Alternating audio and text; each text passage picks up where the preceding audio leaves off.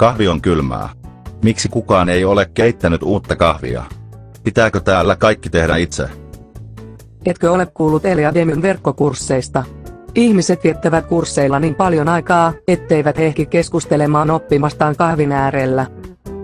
Mikä on Eliademy?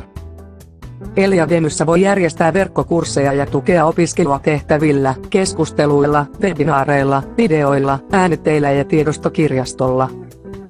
Ahaa. Kuulen asiasta ensimmäistä kertaa. Miten verkkokurssi tehdään? Eliademyssä se on suunniteltu mahdollisimman helpoksi. Yritykset, koulut sekä yksityiset ihmiset voivat järjestää kursseja. Tule niin näytän esimerkin. Odota. Haluan ensin saada kuumaa kahvia.